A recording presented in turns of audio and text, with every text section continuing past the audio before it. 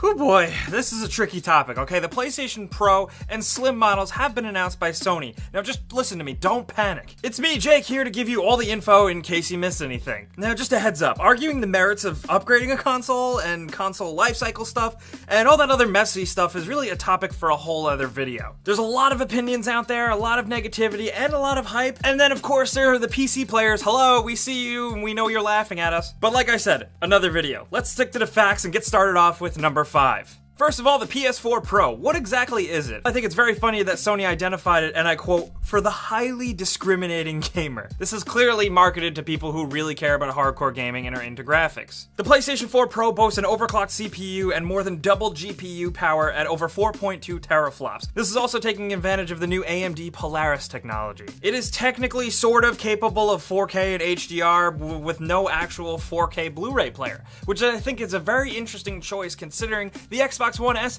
does have one of those bad boys. I have a lot more to say on the actual 4K technology in the next few points, but it is worth noting that the 4K difference does make a difference. Anyone who's played a 4K PC game or watched any 4K Netflix shows on an Xbox One S can really tell you that, and most especially you can notice a difference in HDR. But, I mean, Sony kind of screwed up, but there wasn't really much they could do. It's really hard to show the difference via like a live stream presentation, and 4K just couldn't really be demonstrated. The PlayStation 4 Pro also comes with a 1TB hard drive, with Sony saying on record that they are going to include a number of different ways to transfer your library. I'm sure that's digital and otherwise. And then, there's all the other smaller stuff like a newer DualShock controller, which we've previously outlined, and a new PlayStation camera announced as well. And at number 4, it is worth mentioning that Sony also announced a PlayStation 4 Slim version. This is a surprise, the one that has been leaked weeks ago, and it is exactly what it is, a slimmed down PlayStation 4. Was anyone really asking for that? I don't know, but this is going to take over and become the main PlayStation 4 sold in stores. It's also worth noting that it definitely doesn't have an optical jack like rumored. So if you do use that sort of thing, be prepared. The thing that I found really interesting though is that the PlayStation 4 Slim and the original PlayStation 4 are both going to be HDR capable via a firmware update coming very soon. All PlayStation products are apparently going to get it thanks to a firmware patch, and like I said, HDR, if you do have a 4K HDR TV, it makes a hell of a difference. You just have to be one of those lucky few people.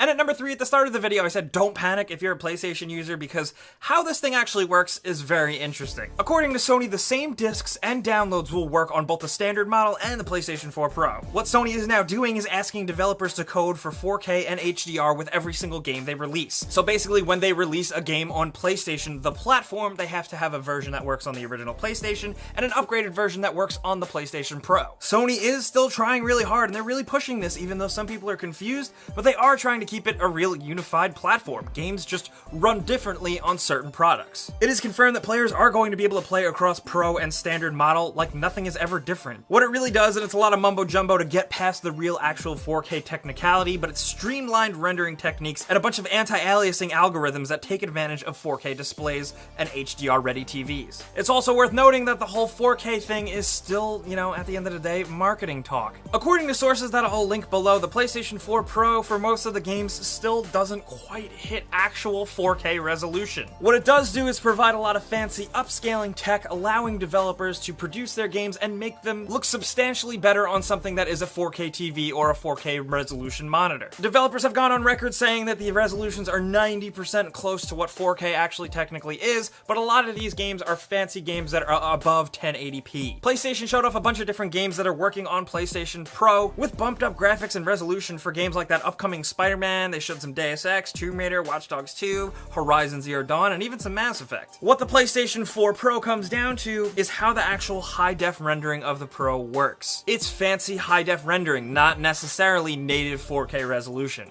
I think what was very cool was that Mark Cerny said that it's still relatively easy for smaller game teams to develop games for PlayStation platform. But Sony also tried to stress, and I don't think they really succeeded in this, but that's just me, that you don't need a 4K or HDR TV to take advantage of this PlayStation 4 Pro. They showed off some fancy anti-aliasing in Shadow of Mordor, and also touted that games will get higher scene complexity, dynamic reflections, better textures, and stuff like that, but we really got no concrete info on whether or not this will just generally improve a game's frame rate, which I gotta say is what a lot of players are really concerned about. PlayStation 4 Pro is also getting a Netflix app at launch with over 600 hours of 4K content. I gotta say, if you haven't watched a Marvel show in 4K, you haven't lived. Does that sound super elitist of me? Yes, it does. Sorry. sorry. YouTube is also developing a 4K app for PlayStation, which we are pretty excited about. And it is very important that many games you already own may be upgraded via a patch, and they're calling this forward compatibility. This will make games that you already own compatible and more upgraded and fancier looking on the PlayStation 4 Pro.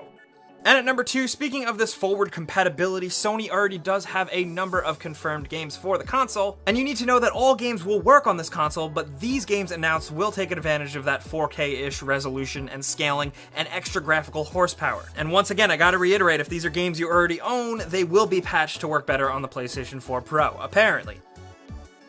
And at number 1, let's get the housekeeping out of the way. The PlayStation 4 Slim is going to start at $299, launching September 15th in quote-unquote most markets, and it's going to be HDR capable via a firmware update. To honestly my surprise, the PlayStation 4 Pro is releasing November 10th at $399. I thought we were going to have to wait a while, and this is really interesting, and honestly now the ball is in Xbox One Scorpio's court. Andrew House closed out the ceremony saying, "The choice ultimately remains with gamers," and I think that's really damn apt.